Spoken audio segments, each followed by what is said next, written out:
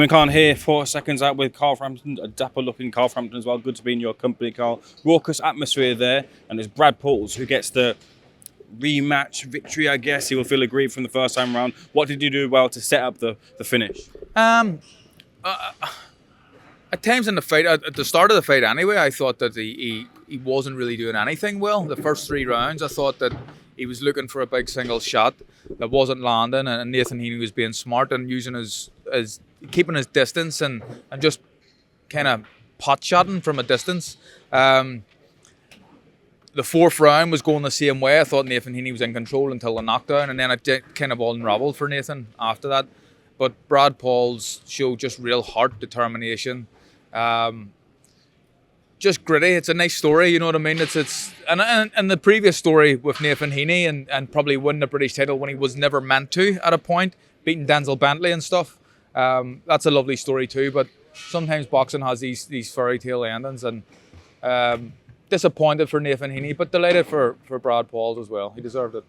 Salt Dacre's doing what he needed to do and getting the victory over Michael Webster. Sorry again. Yeah, it was a good win, a better performance from Salt Dacres this time, but the last fight was horrible to watch. It was such a boring fight, but a bit more spiteful this time. He'd lost a bit of weight, and the shots at the end, the finishing punches, they were quality shots from a well kind of trained pro. Like, he was really turning the shots over, landed correctly, good power in them. Big win for him. Let me open the door to the wider boxing sphere. First of all, sticking with the heavyweight theme. Next week, Joyce versus Chisora, a fight which, I mean, when I see online, people say they weren't exactly calling for, and these two heavyweights are really kind of looking for one last big fight. What's your assessment of the fight, and who do you think will get that one last big win and fight? Yeah, it's a strange fight, isn't it? I don't even know where the winner goes after this.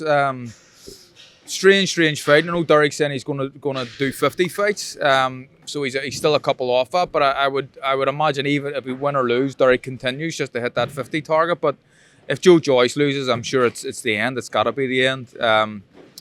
But it's a strange fight, and I know I'm working on it next week, but I haven't really thought too much about it. I'm not too sure how it goes, but it could be a good fight, could be a stinker as well. But I don't know what to expect.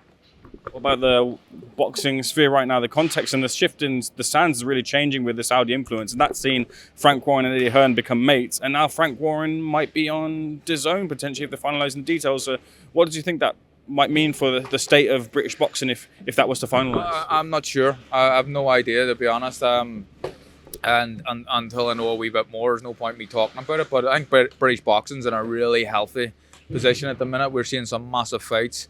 We've got the Riyadh season coming to London as well, which is incredible. And I think the backing with the Saudis and all these, it's not a coincidence that the Saudis get involved and boxing's suddenly thriving again. The money they're pumping into this sport, the sport that I love, is phenomenal. So long may it continue, and long may British and Irish boxing be in such a healthy position. Huge fight looming on the horizon in the form of Joshua versus Dubois.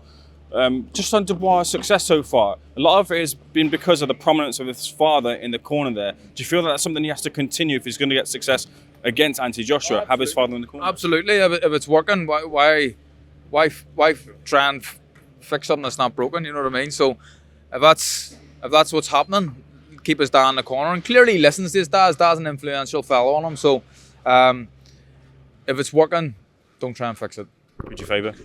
Favour AJ. You have to favour AJ in the fight, but it doesn't. Both big, strong, athletic men. Any man can win the fight, but I have to favour AJ. Do you think Dubois fights in the same way he fought Hrgovic? Yeah, I think he'd be brave, but he'll need to be a bit more cuter. He get hit way too much against Hrgovic. He can't get hit that much against AJ. But I think that he will be brave.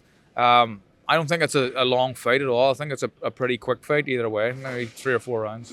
You've seen this comment, I believe it's that Joshua, when he gets hit, he might take him back to the Ruiz fight. PTSD was the thing that Simon Jordan threw out there. As a fighter, I want your perspective. Do you ever think in the back of your mind, like, look, this could happen and, you know, it might shake me? Not really. I think you always try to, I mean, there's always doubts creep in, but you always try to be completely confident. And Josh is in great form at the minute, as is Dubois, so I'm just looking forward to a great fight.